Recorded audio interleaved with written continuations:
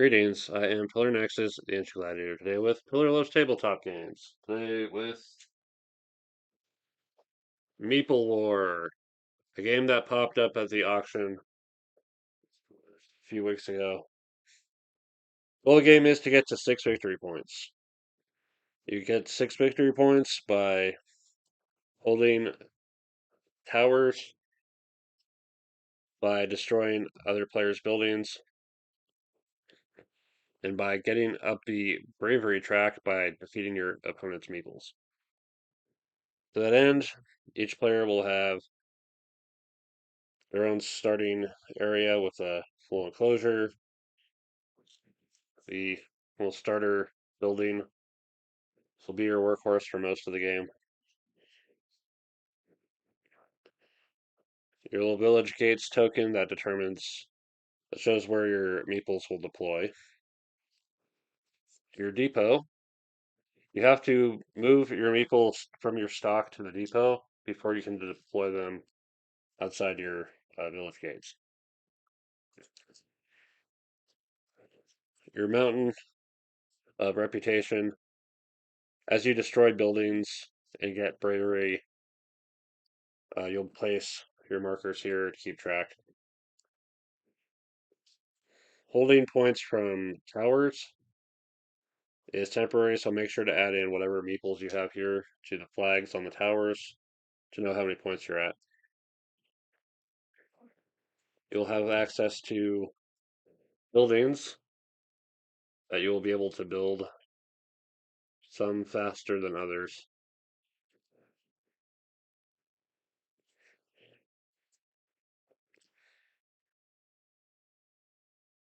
The starting map will be determined according to the number of players. It will be made from these tiles that have this on the back, as opposed to the other tiles that are missing that detail. Any tiles that are not used as part of the setup are going to be shuffled into the regular stack. So you'll know when it's coming.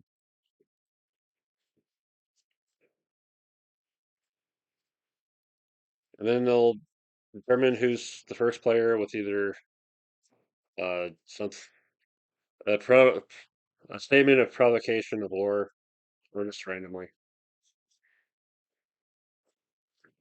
So on your turn, if you have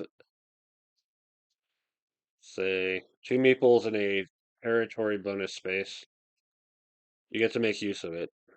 Each bonus will have its own special effects, ranging from getting more meeples to battle advantages.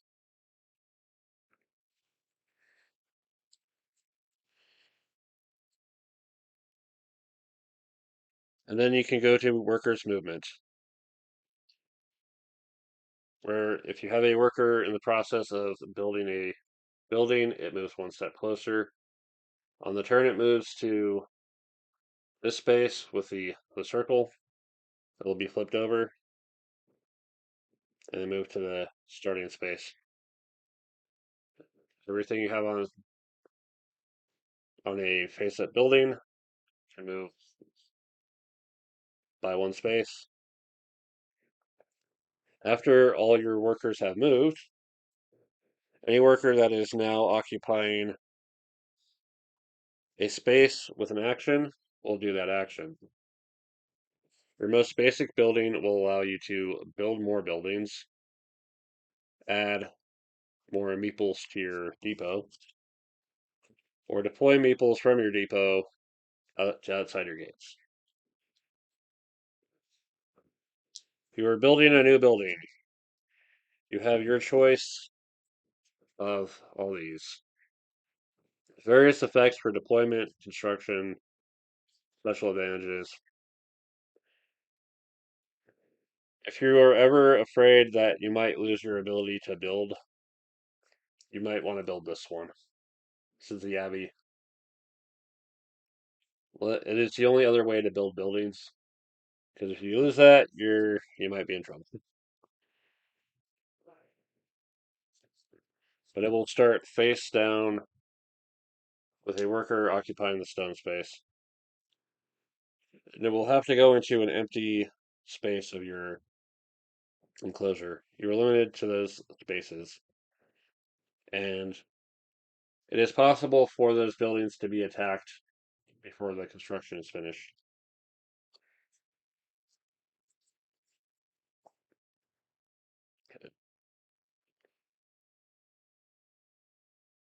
There's adding Meeples to your stock from your stock to your depot.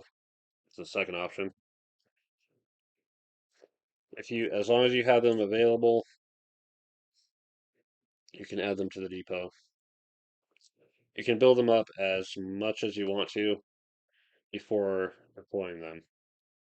Bottom option to deploy takes that many and puts them right outside your village gates. And now they can start moving. After you're done with the workers' progress and the building actions, any meeples you have in play can move. You can move them one at a time or as a group. You cannot cross forests unless you're using the special territory bonus that lets you do it for the turn. Once per game, you have the option to place the tree hiding a forest token and permanently remove that forest from a tile. This is undoable. This is something that cannot be undone. So choose carefully. You can move into empty space, which will explore. It might have the structure bonuses. It might also have forests that will continue to blockade.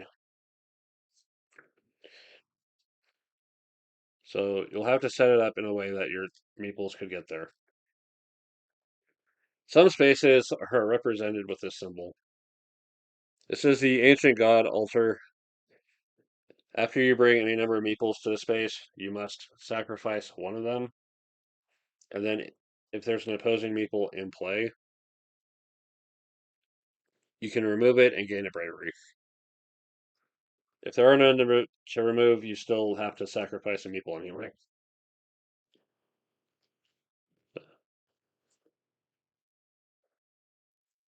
If you move into a space occupied by other meeples,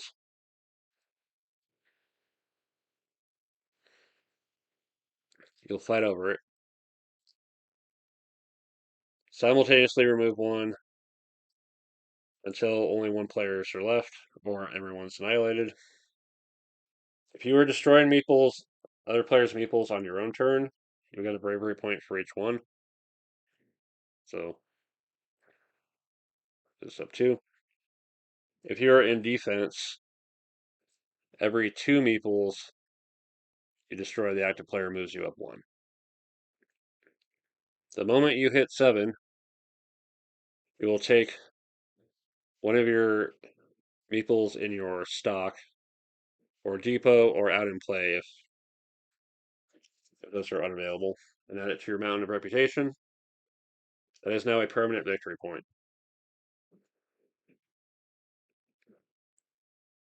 It is possible to move into an opponent's building space, at which point you will occupy the defense slots. Only opposing people can enter the defense slots of the building, and once all of those are, where's the,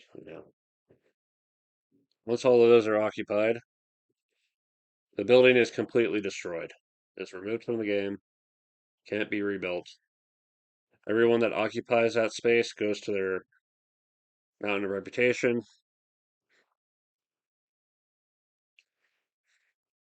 This goes back in the box. You are not allowed to move on an empty space inside of the village. So ostensibly as you're building things, you'll find that the safest place to build something will be in the far back. Yeah, this is going to be the easy space to get to because there's already a front door to it, and exploration can open up more paths. Building here or here, it's going to require exploration to get to. As part of it, as something to consider strategically, what you might do early on is explore to specifically find forests that you can use to put a wall between other players and that space. Yeah, a building back here is going to be very hard to get to.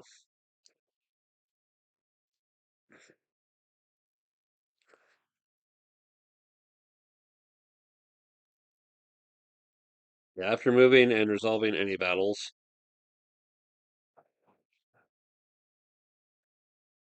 it will be the end of your turn, and it'll go to the player to your left, who will again start out with territories, workers, building actions, movement, and so on.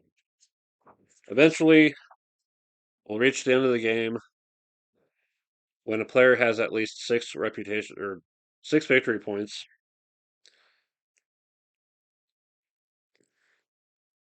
The player with the most points wins.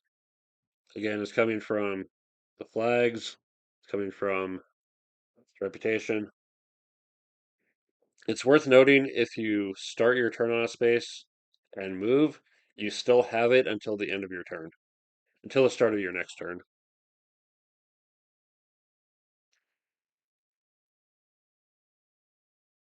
But yeah, flags, reputation. If there's a tie, the player with the most bravery points wins.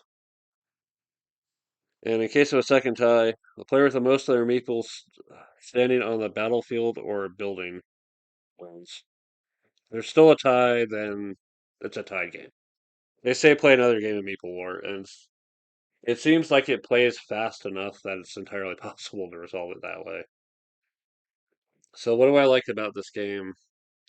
I've yet to play it. It's still one of the games I've been going through for the post-auction process. I'm thinking it's it moves quickly enough, just get your territory stuff, process the construction, process your building actions, move stuff around. That it seems it's a good quick game for 4 players, and it's kind of tongue in cheek, just a little bit. Just the idea of Meeples at war. I'm kind of surprised they actually got away with calling it Meeple War, all things considered regarding current current issues with the word Meeple. But yeah, there's the shorthand explanations of stuff on the back. There's the full description of what things mean.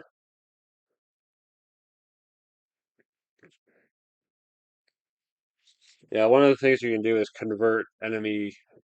You can use your Abbey to convert enemy meeples to your own to move them off and potentially avert destruction of the building.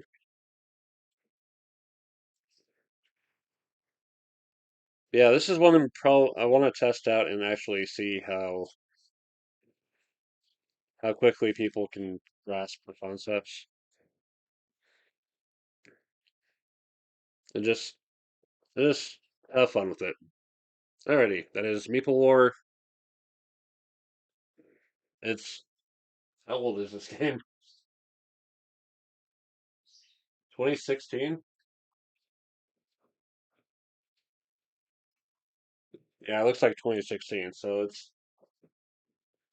it's should be recent enough to find a copy somewhere. Yeah, check it out. Play your friends, have a blast fighting, and then fight some more with another set with another game right after.